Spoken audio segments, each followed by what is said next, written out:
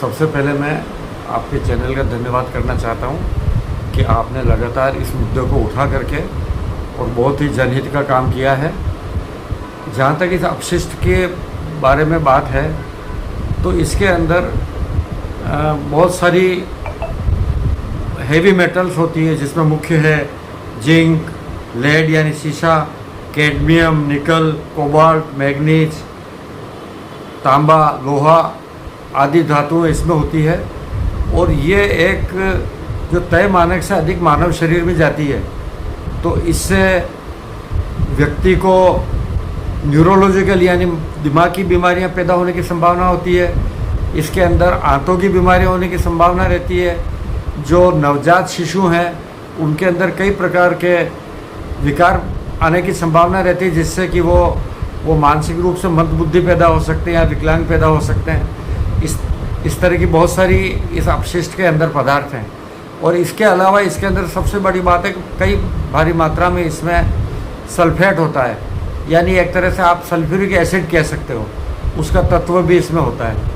तो इसीलिए ये निर्धारित है पोल्यूशन कंट्रोल बोर्ड के द्वारा, वैज्ञानिक जो आधार के ऊपर ये तय है कि जहाँ पर भी इस मटेरियल को डंप किया जाए तो इस बात को सुनिश्चित किया जाए कि वो न तो रेन वाटर में मिक्स होना चाहिए और न वो ग्राउंड वाटर में मिक्स होना चाहिए, न तो बरसाती पानी में जाना चाहिए, न ज़मीन के अंदर जाना चाहिए। क्यों कि इससे काफ़ी दूर दूर तक लोगों के, जानवरों के पीने के और खेती बाड़ी के अंदर इसका बहुत बड़ा दुष्परिणाम आने वाला है। इसके अलावा जब ग्राउंड वाटर के अंदर ये मिल जाता है या बरसाती पानी के अंदर बह करके पास के, जैसे बड़ी सारडी का मसला अभी चल रहा है, तो बड़ी सारडी के तालाब में हो जाता है। तालाब जब ओवरफ्लो होता है तो जो वागन डैम में जाएगा, वागन डैम से वो डूंगला क्षेत्र का जो पूरा नहरों के अंदर वो पानी सब तरह जाएगा। वागन से जहाँ जहाँ पीने का पानी सप्लाई होता है वहाँ ये जाएगा। यानी कि ये इंसानों के लिए घातक है, जानवरों के लिए घातक है और कई कई किलोमीटर तक की ज़मीन को यह बुरी तरह प्रभावित करेगा, उनकी उपजाऊपने को प्रभावित करेगा। तो देखा जाए तो ये एक बहुत ही गलत काम हुआ है। हिंदुस्तान जिंक ने इसको उठाने की कोशिश तो की है, लेकिन मुझे नहीं लगता है कि जितना कार्य इसमें होना चाहिए था उस त्वरित गति से काम हुआ है। मैं तो यही कहना चाहूँगा और यही सबसे प्रार्थना करूँगा कि जितना जल्दी हो सके इस मलबे को उठा करके और जनता को एक रिलीफ दी जाए और उनके भविष्य के साथ और उनके स्वास्थ्य के साथ खिलवाड़ नहीं किया जाए और गरीब किसानों की ज़मीन को बर्बाद होने से बचाया जाए। अब ये बारिश आज भी हुई है, एक दो दिन पहले भी हुई है, तो ये तो एक ऐसा काम हुआ है कि इसका ज़मीन के अंदर ये पानी ज़रूर जाएगा, तालाब के अंदर जाएगा और ज़मीन ग्राउंड वाटर के और ड्रिंकिंग वाटर के अंदर मिक्स होकर के कुछ न कुछ नुकसान तो ज़रूर पहुंचाएगा।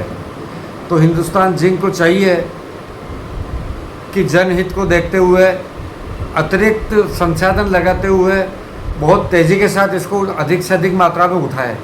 लेकिन ये संभव नहीं है कि वो 100% इसको यहाँ से उठा ले।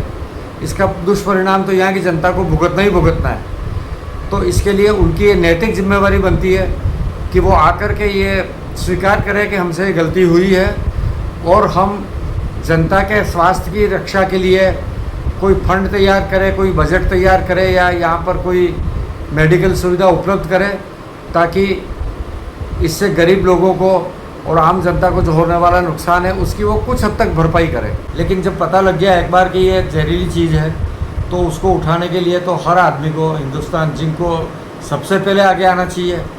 और इसके अलावा जनप्रतिनिधि है, अधिकारी है, प्रशासनिक अधिकारी है, पुलिस अधिकारी है और आम जनता सबको अपना फ़र्ज समझ करके और एकजुट होकर के इस जहर को उचित प्रकार से वैज्ञानिक तरीके से इसका निष्पादन किया जाए और जनता को भविष्य में आने वाली जो बीमारियां उससे बचाया जाए। ये मेरी सबसे निवेदन है।